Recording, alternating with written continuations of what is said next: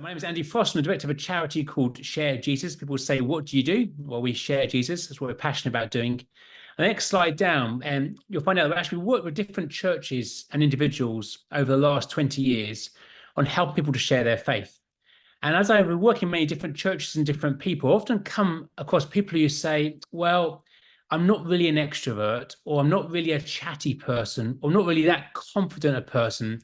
And I find kind of sharing my faith really difficult. So we want to just really understand, well, what is going on when we're sharing our faith? How are different people sharing their faith? And how can we actually learn from one another? So next slide down. The big idea of this research was to find out not really why, but how different people share their faith in different ways. So there's three parts to this research. The next slide down. The first thing was I had lots of different theories. Having worked in this kind of area for 20 plus years, a lot of different ideas for how people share their faith, the different ways they do it, and some of the ways they find difficult perhaps going forwards. And that often people don't share their faith and they feel they ought to do it in a certain way. When they don't do so, they feel really guilty. So we wanted to explore what is kind of going on there. So there's three parts. First of all, the idea of the theories. The second part was the questionnaire. We sent about 300 people filled in a questionnaire for us to help us work out some quantitative data for how things are working and how people are approaching faith sharing. And the third part was some in-depth interviews, some qualitative research. It was done by my good friend Kit Lewis. On the next slide down. Kit works with lots of different kind of NGOs globally and is a real kind of expert in this field. He actually runs a consultancy called AHA Consultancy. And you might think, I recognize this man, well, perhaps because he looks a bit like, on the next slide down, Val Kilmer. Anyway, that's a bit of an aside. But going down from here, next slide down. What we wanted to do with the questionnaire was to give out lots of different questions and to find out how people approach faith sharing. And what we were looking for was when people answered very differently. So, for example, one of the questions was about prayer. And everybody agreed that prayer was important when it comes to faith sharing. But here are some of the results we came across where there was a real difference of opinion. Next slide down. I actively try and bring my friends and family to faith. So you'll see there in the blue is a strongly agree and the purple is the strongly disagree. There's actually a real mix there. 12.7, almost 13% of people don't actively try and bring their friends and family to faith. Next slide down. Most of my friends are not Christians. Again, a real mixture of opinions that actually some Christians have lots of non-Christian friends, some have less so, and there's a real mixture of opinion when it came to that question as well. Next slide down. I need an organized event or activity to share my faith. So almost 8%, just over 8%, either strongly agree or agree with that statement. They actually, to share their faith, they can't do it by themselves. They want some kind of an event or program to bring their friends to. Again, you see a very difference of opinion there. Next slide down. I prefer having a conversation about my faith one-to-one. Almost 2% strongly disagree, but again, there's a real mixture of response there. Some really strongly agree with that. They like having chats one-to-one, but others less so. Next slide down. There is a definitive answer about most questions about faith. Again, there's only a few strongly disagree, but there's a real mixture of different answers there, different perspectives. And then partly perhaps that shows a real lack of confidence for some people in how they share their faith and what the difficult questions they might get asked. Next slide down. I share my faith with everybody I meet. Strongly agree, 3.8%, but 21% strongly disagree. They're not sharing their faith with everyone they meet. Again, a real diverse opinion range when it comes to that question. Next slide down. I would rather somebody felt loved than they understood the gospel. I find that a really interesting question to ask. I would rather somebody felt loved than they understood the gospel. 7% would strongly agree with that. 12.1% would strongly disagree with that. There's a real mixture of response. Next slide down. I think it's more important to demonstrate the gospel to somebody than to tell them the gospel. Again, strongly agree, 13.5%, and strongly disagree, 6.4%. A real range of answers there about how important it is to use words as well as actions as we look to communicate what our faith is all about. Next slide down. So this research was done with practicing Christians, so that are people who go to church at least once a month and who read their Bible and pray regularly. If they didn't tick those boxes, they weren't counted in those findings. But as you'll see, there were some kind of key areas where there were some very different opinions when it comes to faith sharing. So having done the quantitative research with the questionnaire, the next part was some in-depth interviews, which my colleague Kit did for us. And in these interviews, we discovered some tensions. The next slide down. We discovered there were 4 tensions that were kind of undergirding lots of these kind of difference of opinions. Now, these tensions start with the everyday attitudes and behaviors of real people. This is actually people's real life experience, not from a textbook, from people with actually lived experience. The second thing is they are not an idealistic theology or a projection of where we want everyone to be. They're tensions that aren't saying this is how we want everyone to be, but actually there are tensions that I think both sides of them can be argued biblically. And the third thing is that these tensions don't need to be resolved. They need to be held. There are in life some tensions to try and resolve. How do we do this best? But other ones, actually, we've got to just hold these tensions and work out how best we do things going forwards.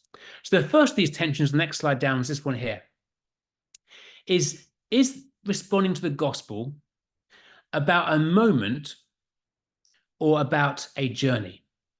So often we think about the moment of someone saying yes to Jesus, and our faith sharing, our evangelism can all be about that moment. How do we create that moment when someone says yes or no to the gospel? That's one side of it. The other side is the idea of the journey, that people come to faith over time, almost by a process of osmosis, as they gradually discover more of what the gospel is about and gradually respond to it stage by stage by stage.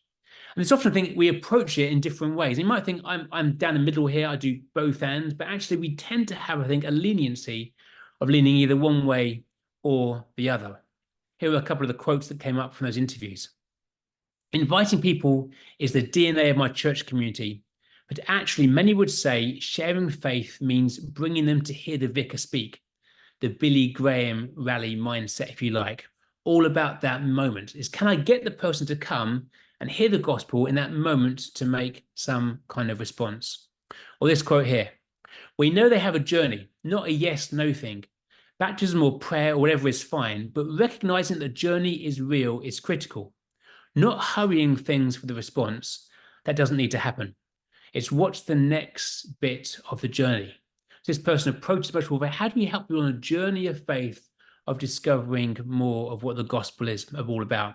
So the idea of moment and journey is the first of these tensions. The second tension is the idea of responsibility. When it comes to sharing our faith, whose responsibility is it? Is it is it my personal responsibility to share my faith with my friends and my neighbors? Or is it a corporate activity that we do together as a church community? And I think all these tensions can be argued biblically. The first one about the moment you can see in Acts 2, that moment, but also you can see the journey with the disciples of Jesus. That was like a journey. And there's two, the personal or the corporate. There's moments in the Gospels where it's somebody by themselves taking responsibility. And there's moments where it's a corporate activity where people do it together. Here are a couple of the quotes that came up in those interviews. It's a vital part of being a Christian. It's not a club to meet other Christians. It's not about getting comfortable. It's all about the idea that actually as our Christians, to live out our faith, it's our personal responsibility, not just to huddle together, but to share our faith and to take that responsibility for those we're connecting with. Well, this quote here, an effective way is going as a group. As a church community, we respond together, activate together. So this person was on the other end of the tension, all about actually we do faith sharing together. It's a corporate activity. Maybe it's something we do with an alpha course or a church event or some kind of event in the community, but we do it as a kind of corporate group together. So that's the second tension. The third tension is a starting point. Lots of our evangelism training is about how do we communicate the gospel message. And sometimes we can start our evangelism with the message. We can think, how quickly and effectively can I deliver this gospel message for that person to make a response? We begin with the message. But for others, they begin with the person. Perhaps they ask the question, what is God already doing in this person's life? What questions are they wrestling with? What's some of the things they're thinking about? What's keeping them awake at night? So this third tension is, do you begin with a message and work out how quickly you can communicate it? Or do you begin with a person and just sense what is happening in this person's life? A couple of quotes here. Being in a relationship can blunt the impact of what you say and can prohibit saying things bluntly too. You want to protect the relationship. The idea of relationship is really important. How do you best kind of do that? Well, actually, maybe you begin by asking questions rather than giving the message straight away. Well, this next quote here, doing something my church suggested, sharing about Jesus with people I know by using a candy cane at Christmas, that just feels so unnatural. It's really not normal for me. It feels so forced.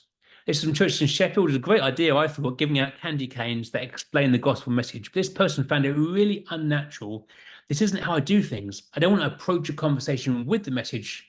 I want to approach the person to see what is happening in this person's life. Next slide down. The fourth thing is maybe more obvious, is the idea of communication. Is, do we communicate with words or with actions? Now, obviously, it's both and, but we tend to have a leaning either way. Some of us, we approach faith sharing by what are the words I must speak, the words I must share. But for others, it's actually about how do I live my life and showcase who God is by being generous and kind and showcasing who God is in the everyday. The idea of words or actions. A couple of quotes. I think it's not sufficient of me just to signal my faith. It's not enough to just offer to pray. If it doesn't come with anything else, then their faith isn't challenged. There is no decision. That is often what I do. That person's living out their faith and they know they should be speaking more and using more words, but they find it very challenging to do so and they don't do it, then perhaps maybe feel guilty. The next slide down. I don't think I do the high street stuff. I couldn't do that. I don't think it's wrong, but I'm not 100% convinced it's the right approach. Preaching on the high street is awkward. I mean, as a Christian, I don't stop and listen. This person, again, feels the idea of starting with a message is jarring for them and culturally isn't quite where they see things at this moment. Next slide down. So there are those four tensions. These four tensions undergird everything else. And when you read them out, you might think actually they're kind of fairly obvious, but I think they're really helpful to almost bring into the light. The first one, is it a moment or is it a journey? Does someone say yes or no? Do we give people moments? Or do we say actually it's a journey of saying yes, yes, yes, yes, and a gradual journey of discovering more of who Christ is? Is it my personal responsibility or is it something that I do corporately as part of a church community or a house group or a ministry of some sort? Do I begin with the message and work out how quickly I can communicate it? Or do I begin with the person, working out what is happening in their life, maybe how the gospel relates to that person? And fourthly, is it about words, the things I say, or is it about action, the way that I live? Now, most of us think I am perfectly down the middle of all of these four tensions, but actually all of us have a leaning either way. We might be able to adapt to different contexts, but still we'll have a general leaning for how we prefer to do things. Next slide down. So Jo, over to you. Thanks, Andy. Absolutely fascinating. I say that as if I haven't heard this many, many times. I have, but it's always interesting, people. So hopefully you will have found it interesting too. I get the privilege of welcoming two of my mates to this conversation. We have Dr. Germa Bishel here from the London Project, from the Gratitude Initiative, and you're the teaching pastor at Reality London. Germa, thank you so much for joining us. We also have Mr. Phil Knox. Phil Knox is missiologist and author of Best of Friends and Story Bearer. Phil, lovely to see you. Phil, I'm going to come to you first. What was your reaction when you first saw those tensions?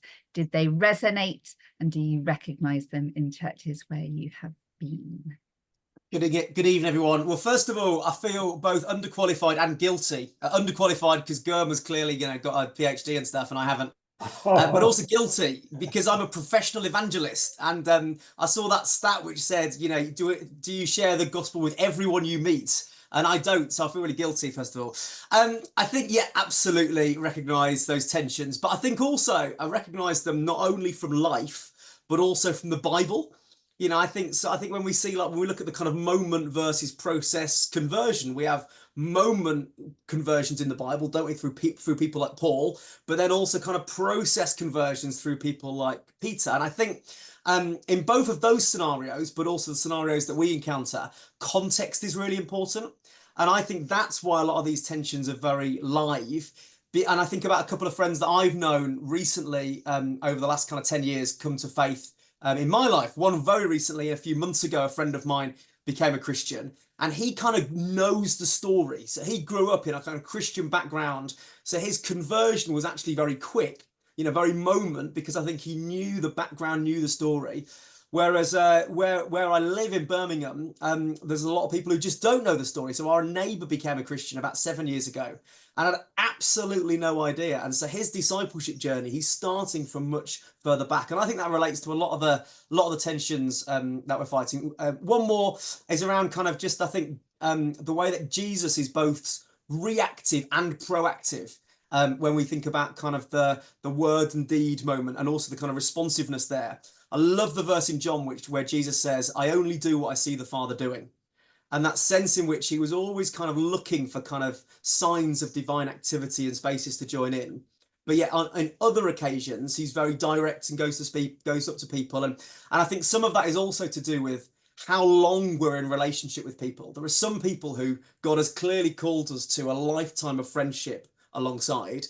And there's other people who we have much more momentary kind of interaction with. And I think in those situations, the way we communicate is often different. Are you muted, Joe? Yeah, I know. God, rookie. Fascinating. Thank you, Phil. Germa, what about you? How did you first encounter those tensions? Did you recognize them? Did they resonate with you?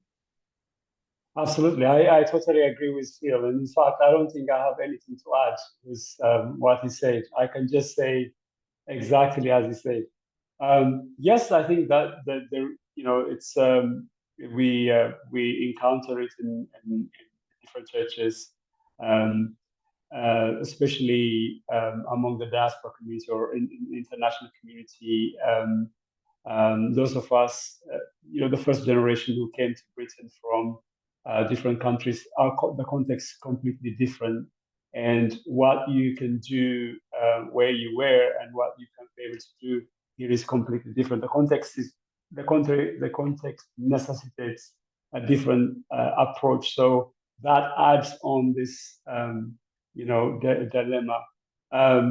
So it is an obvious tension.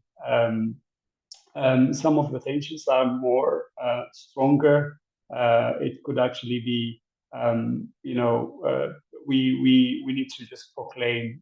We don't engage in action, and the other ways. We don't need to, it is God who communicates throughout our actions, so we don't need to proclaim. So this tension is, it resonates very much with my context. Very good. So a number of us on this call will be people in church leadership or in some way encouraging, equipping people to engage in evangelism. How do you see maybe using or recognizing or acknowledging these tensions and how they exist? How do you see that could maybe make a difference in how we encourage and equip people for evangelism? Germa, let me come to you first. I think especially when it comes to evangelism, many people walk with guilt because we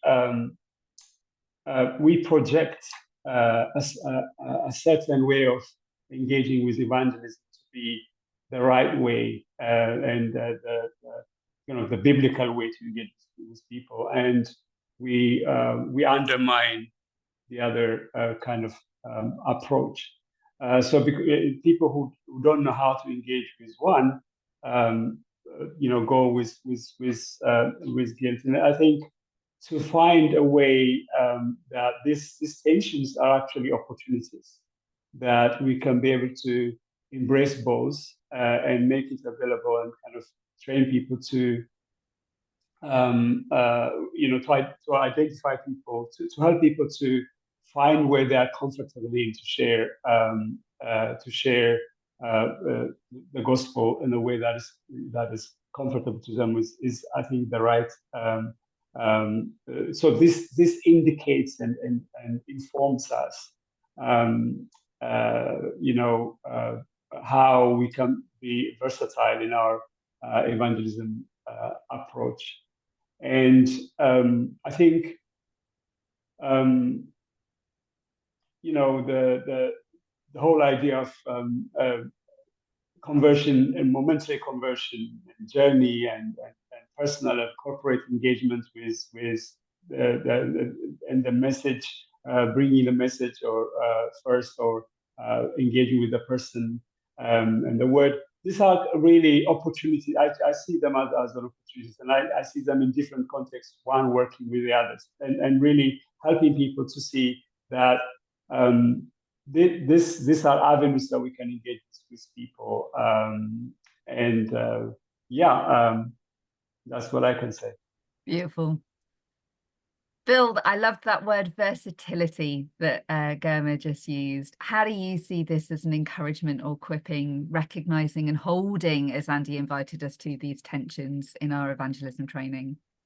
I'll add the word provocative, because I think anything we can do to raise the conversation around evangelism in our churches is a really good thing. And I think what the tensions do is they kind of provoke a reaction, don't they? I mean, all of us, when we saw that, we're like, I'm that one or that one, and I'm definitely not that one, and I am that one. And I think we live in a world of Facebook quizzes where we're like, define me. Do you know what I mean? Give me a kind of, I'm more pirate than ninja, or more X-Man than Avenger, or whatever. And I think there's something about these tensions where even on a Sunday morning or in a house group, you pull them up and you say, where do you fit along these? You've got Christians who will go, no, I'm definitely not word. I'm much more deed. I think it's everybody's job, not individuals. And I think what that does is, within churches, it will raise the volume of the conversation around evangelism and open a door for us to think, actually, as a church community, what do we think of this? And how does that provoke us? And how is the Spirit involved in this, in touching our own hearts through these tensions, and challenging us in our own personal but also corporate evangelism? Beautiful.